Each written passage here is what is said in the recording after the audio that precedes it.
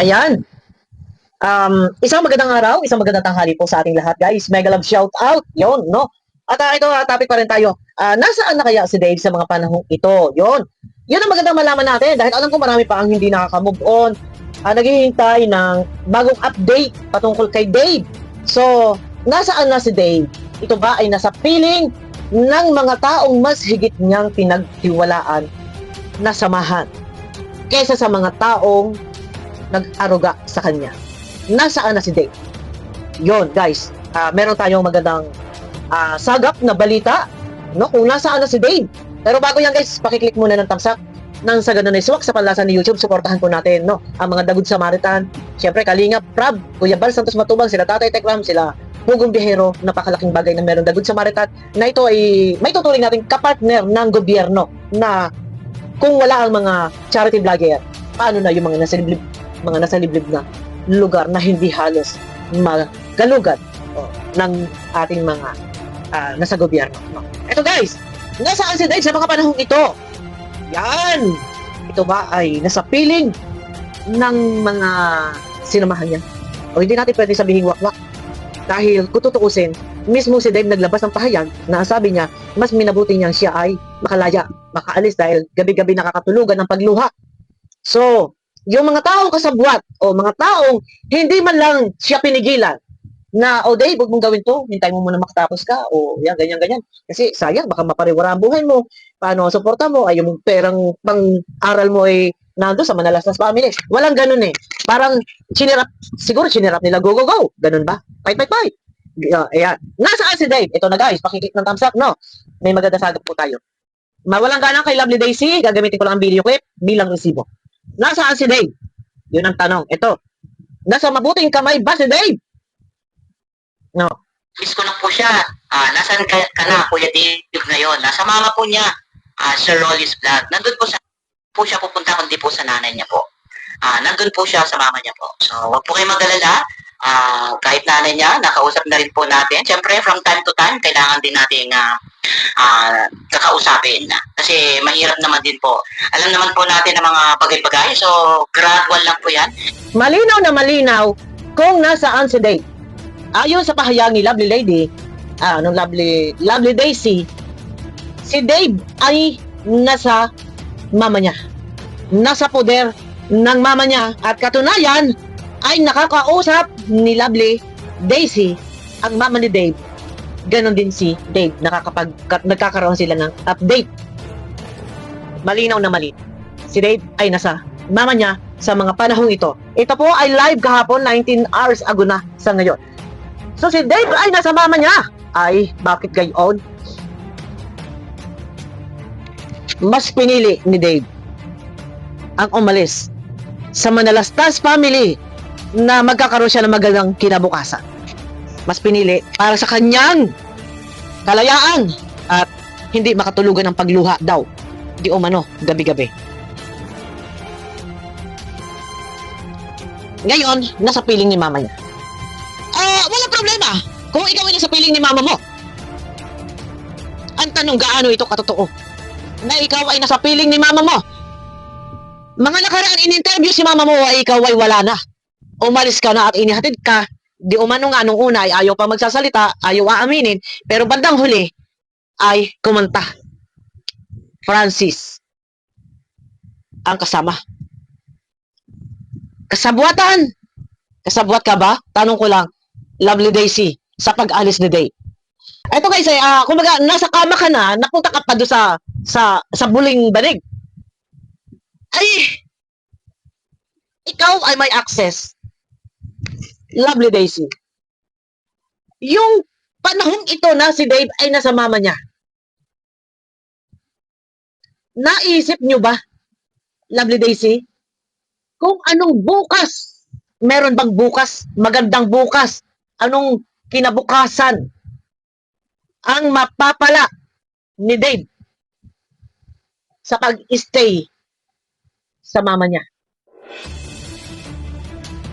Tanong ko lang, maganda at mama niya ang pinuntahan niya. Yun ay kung totoong nandun sa mama niya.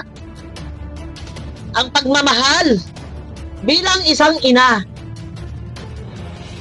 kailan nyo nasaksihan na naipadama ni Apple ang pagmamahal sa kanyang anak, pag-aaruga. Ha? Kailan nyo naramdaman na itinuring ni Apple na anak niyang tunay si Dave? Nakapagpamalas ba si Apple para sa kanyang anak na mga kagandahang asal, itinuro kung paano rumespeto at gumalang, bigyan ng magandang bukas? Meron ba? Kayo yung kasabwatan, kayo yung kausap, sa madaling salita, kayo yung may connection. Hindi nyo man lang naibigyan ng advice si Dave na huwag kang umalis sa Manalastas family dahil magandang iyong kinabukas. Ngayon, kampante ba kayo na si Dave na sa mama niya? Ha? Bakit hindi ninyo kuhaan ng magandang bahay? Itira, bigyan ng magandang tirahan, manaan sa magandang bahay. Di ba mahal nyo? Mahal niyo si Dave. May plano kayo eh. Ha? Balikan ko yung video ha, mamaya. Wait. Dito, didusong natin. Bakit? Naaatin nyo na si Dave doon titira sa isang bahay na alam nating hindi magiging komportable ang buhay. Dahil sa yung nanay ni Dave ay hikahos din sa pamumuhay at wala na mapagkukunan. Paano? Paano si Dave? Dapat bigyan ninyo na magandang bahay, pagawa ninyo na magandang mansyon. Ibigay ninyo lahat ng luho. Inuha, umalis. Kayo yung mga kasabwatan, kayo yung mga kausap, hindi nyo nabigyan ng advice. Tapos malalaman na babalitaan sa iyo na ang Dave, siksik doon sa ina. Eh yung inay wala naman halos, di kailangan, wala naman din halos maitutulong sa pag-aaral ng kanyang anak. Hindi nga siya nakapagpamalas ng pagmamahal sa kanyang anak. Sa bagay maganda at ina, ang tanong gaano katotoo? O ay kung yan naman, ay naandun sa ina, ay paano magiging buhay nitong bata? At bakit nga si Apple, nung una ay tumatanggi, ha? Nung una ay tumatanggi pa. Nasasabihin walang alam. Bandang huli, umamin din, kumanta din. O, paano? Paano ang buhay nito ngayon? Na kayo pala, ikaw pala, ay merong pakikipag-ugnayan kay Apple. Yun naman pala, lumalabas din ang katotohanan na kayo ay merong pag-uusap ni Apple. Ito guys ha, tingnan ninyo ha. Wait. Dahil tayo pong nagmamahal sa kanya ay naririto upang pagkaloob sa kanya ang suportang nararapat ay mapunta sa kanya. Dahil hindi po natin siya pababayaan. Wow.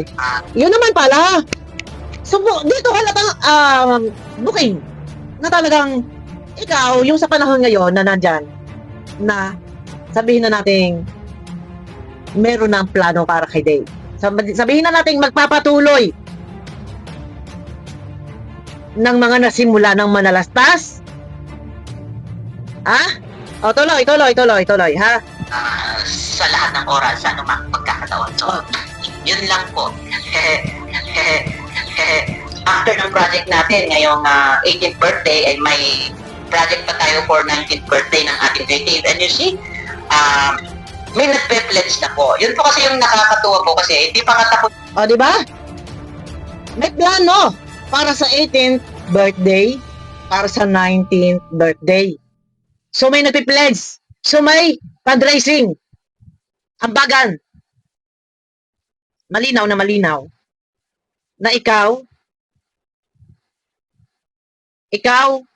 ang, alam nyo na.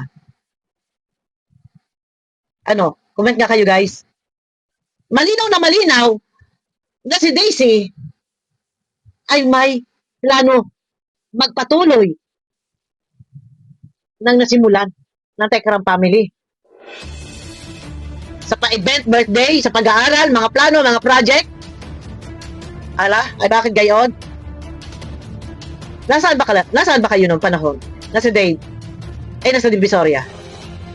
Ito parang nakikita-kita ko na ang pangyayaring ito eh. Nangyari na ito sa Kalingap eh. Yung isa may nagpe-pledge na ulit. Yun, Diba? So, yun po yung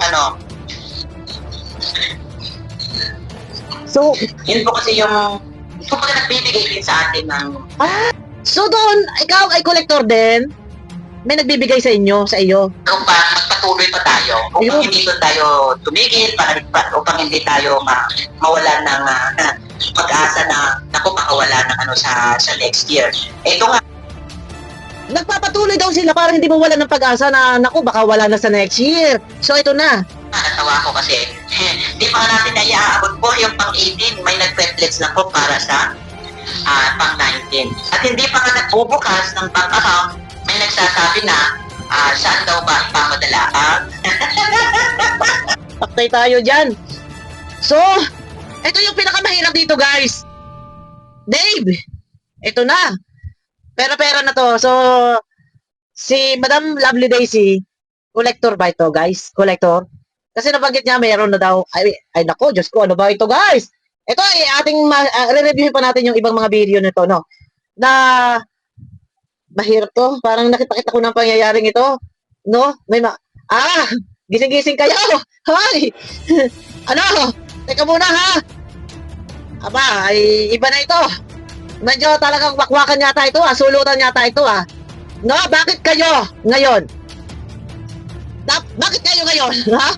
Para kayong para kayo nang kikilalanin na magulang na kikilalaning tumutulong. Ay, teka muna, parang nabaliktad yata ang sitwasyon. allowance ni Kuya at kailan daw? Ay, my goodness. Alalahanin niyo po enrollment na next week. So, I hope makapag-enroll ka na. Para naman may pagpatuloy. Yan yung Ipahira nyo! Ay, may pera yata naman kayo ay kaya nga lang ang pera po ay nagagaling pa sa ibang tao. So, dito may pag-announce sa mga birthday, nag-a-announce. So, ibig sabihin, bakit kailangan i-announce? So, kailangan magsusulisit ba? Tanong ko lang.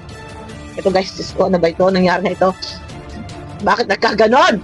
Lovely Daisy! Ito, puro mga tanong tayo. Ay, pambihira. pag-aaral. At syempre, alam naman natin na yun naman yung kagustuhan namin lahat. Kaya Alam sa totoo lang, Lovely Daisy, may pera yan na nakita Tekram para sa kanya kinabukasan. Yun ba na ipaidaig nyo, na ipaalam mo ba yan kay Dave? Dave, meron pera para sa pag-aaral mo, balikan mo na doon kila Tatay Tekram. Para hanggang sa makatapos ka ng pag-aaral, nasabi mo ba yun? Hindi. Hindi nyo nasabi yun. So tuloy-tuloy ang paglilikom nyo dito, ha?